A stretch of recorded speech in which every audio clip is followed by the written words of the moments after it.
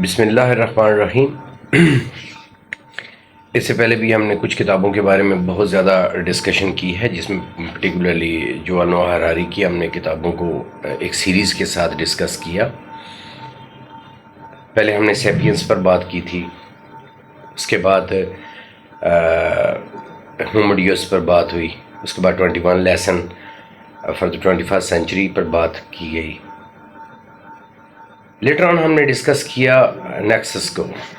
और वो डिस्कशन अभी हमारी इन प्रोसेस थी कि इसमें किस तरह लिया जाए, लेकिन हमारा फोकस जो रहा वो 21st सेंचुरी की स्किल्स के हवाले से रहा। आज हम उसी के एक सिलसिले में एक बात करने लगे हैं, जिसमें हम ब्राउन और थॉमस की एक किताब है the new culture of learning, उसके बारे में बात करेंगे। और ये इसलिए भी बहुत ज़्यादा ज़रूरी है कि इस इंफॉर्मेशन को, इस नॉलेज को और इस ज़रूरत को इस वक्त महसूस करना बेइंतहा ज़रूरी है उन तमाम लोगों के लिए जो इस वक्त पॉलिसी मेकर्स हैं, जो इस वक्त करिकुलम डेवलपर्स हैं, ट्रेनिंग इंस्टीट्यूशंस हैं, ट्रेनिंग ऑर्गेनाइजेशंस हैं, head teachers of the institution हैं, और पर्टिकुलरली टीचर्स के लिए जानना बहुत ज़रूरी है।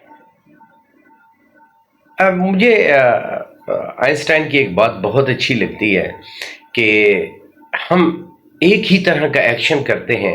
और ये उम्मीद करते हैं कि रेस्पॉन्सेस डिफरेंस हों तो एक स्टूपिड एक्ट कर रहे होते हैं। जैसे हालात बदल रहे होते हैं, जैसी जनरेशन चेंज हो रही होती है, जो कि अभी इस वक्त ग्लोबल पैराडाइम के अंदर एक बहुत बड़ी शिफ्ट आ रही है,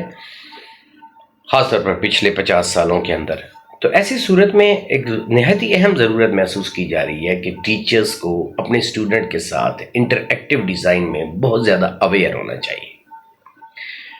उसकी अवेयरनेस का इसके साथ बहुत अहम ताल्लुक है कि इस वक्त एमर्जिंग ट्रेंड इन एजुकेशन क्या है और स्टूडेंट किस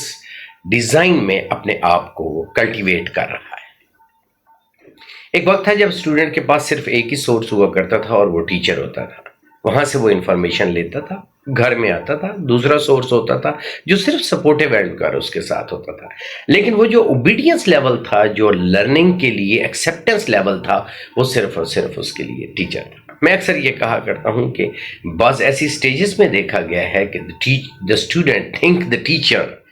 एज द गॉड, वो खुदा की तरह उसे मानता है जैसे खुदा के अहकामात को अल्हम्दुलिल्लाह हम मानते हैं। ये जो किताब है the new culture of learning, इसके अंदर एक बड़ी अहम बात को एम्बेड किया गया है, और वो है ये कि कल्टिवेटिंग द इमेजिनेशन। इस जो बदलते हुए माहौल के अंदर हमने इमेजिनेशन को किस तरह कल्टिवेट करना है, ये सबसे अहम बात है। और दूसरी बात ये है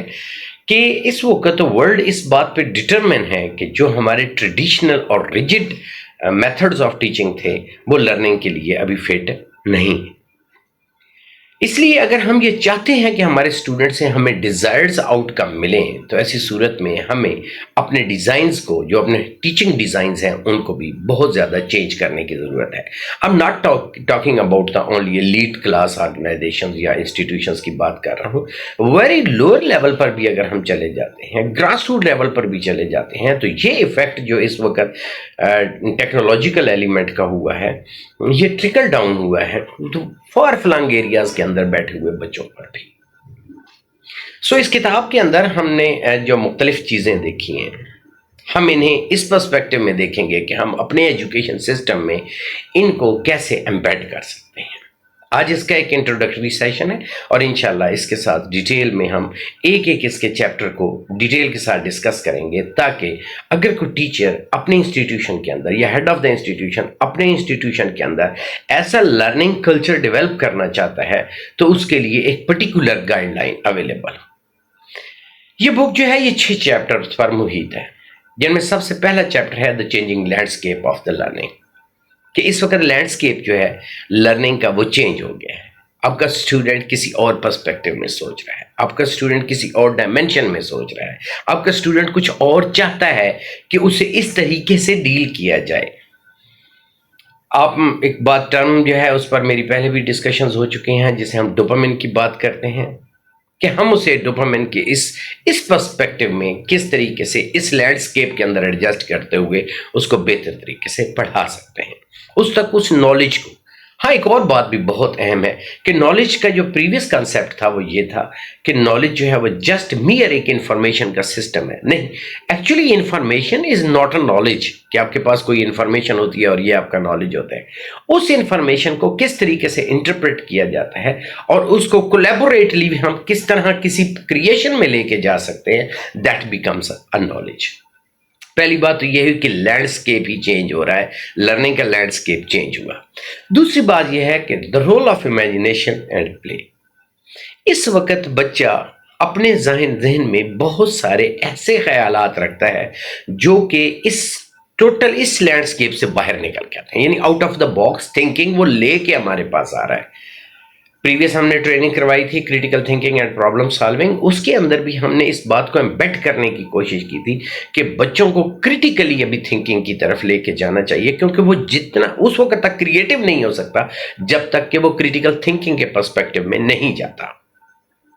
मेरी प्रीवियस वीडियोस के अंदर भी, जिसके अंदर हमने ट्रांसफॉर्मेशन ऑफ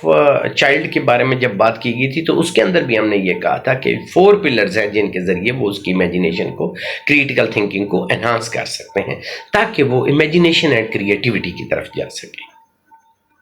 सो इसके लिए ज़रूरी है कि उसका जो लर्निंग एनवायरनमेंट बनाया जाए वो लर्निंग एनवायरनमेंट इस तरह का हो कि जिसमें इमेजिनेशन ज़्यादा हो। उसको आप हाथ पकड़ के उसको वो स्पूनिंग करके तो उसको लेके न चलें, बस उसको राइट डायरेक्शन दे दें और उसको ओपन फील्ड दें ताकि वो बेहतर तरीके से, उसके लिए ऐसे रिसोर्स मुहैया करें, टीचर उनको ऐसी गाइडलाइन दे दे कि जिस पर वो अपने राइट ट्रैक पर जाते हुए खुद से एक्सप्लोर करें कि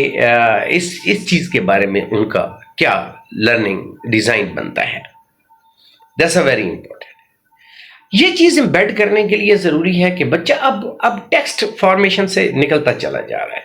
बच्चा उस लिसनिंग के उस लेवल से निकलता चला जा रहा है कि वो मियरली एक स्टैच्यू बन के बस आपको सुन रहा है और आप उसे बोलते चले जा रहे हैं और कराते चले जा रहे हैं और वो just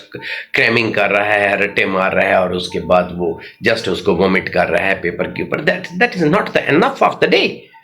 because knowledge is the not problem of the 21st century. 21st century का प्रॉब्लम नॉलेज पर्टिकुलरली इस करंट डेफिनेशन के तहत बिल्कुल नहीं है, क्योंकि इंफॉर्मेशन के लिए हमारे पास बहुत सारे गैजेट्स मौजूद हैं जहां पर रेडी रेफरेंस के तौर पर हर चीज़ मौजूद होती है।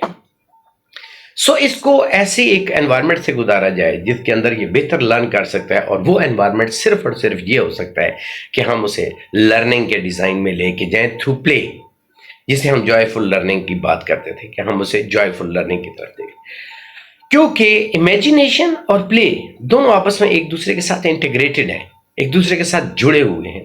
इसके जरिए वो वेरियस प्रॉब्लम्स भी सॉल्व करने की एबिलिटी हासिल करते हैं, और इसके अलावा एक न्यू लर्निंग कल्चर जो है उसके अंदर क्वेश्चन, अब इस वक्त की मैं जब बात कर रहा हूँ आपके साथ, तो जो लर्निंग है उसमें जितना क्वेश्चन अहम है उतना ही आंसर अहम है, और जितना आंसर अहम हुआ करता था इतना ही आज क्वेश्चन अहम है, because question is the base line where we can explore the various dimensions of the knowledge. हम नॉलेज की जो वेरियस डायमेंशन को ले सकते हैं। इसका जो थर्ड चैप्टर है, that's a very important chapter, वो है लर्निंग एज अ पार्टिसिपेशन, कि हम पार्टिसिपेशन के जरिए लर्निंग कैसे करें। एक इंडिविजुअलिटी का हम बात ज़रूर करते होते हैं, एम्पावरिंग इंडिविजुअलिटी की हम बात ज़रूर करते हैं कि उनको रिकॉग्नाइज करने के लिए कि रिकॉग्नाइज किया जाए उन्हें कि इंडिविजुअल अपनी इस हेट्रोजीनियस ग्रुप के अंदर एक इंडिविजुअल की क्या एबिलिटीज़ और क्या पार्ट्स हैं, लेकिन उसकी पार्टिसिपेशन जो है that's has become very important. अब मैंने होमोडियस के अंदर भी ये बात की थी कि इस वक्त हमें जिसे यूनिफिकेशन जो है वो बहुत ज़्यादा अहम हो चुकी है और उसके ऊपर फोकस करने की ज़रूरत है, बिकॉज कि इस वक्त जो माइग्रेशंस का और इमिग्रेशन का जो एक बहुत बड़ा रेला आया हुआ है, इस तरह डाइवर्सिटी ऑफ कल्चर एक दूसरे के साथ अलाइंड हो रहे हैं। सो हमें इस वक्त जिस चीज़ की सबसे ज़्यादा ज़रूरत है कि वो एक टीम वर्क में कैसे काम करते हैं। थॉट प्रोसेस डिफरेंट होते हैं, और उन थॉट प्रोसेस के पर्सपेक्टिव में वो किसी एक नतीजे पर जब ये सारे लोग मिल के पहुंचेंगे तो यूं एक टीम डिफरेंट थॉट्स के साथ एक क्रिएशन पे प्राउड ऑफ हो सकती है।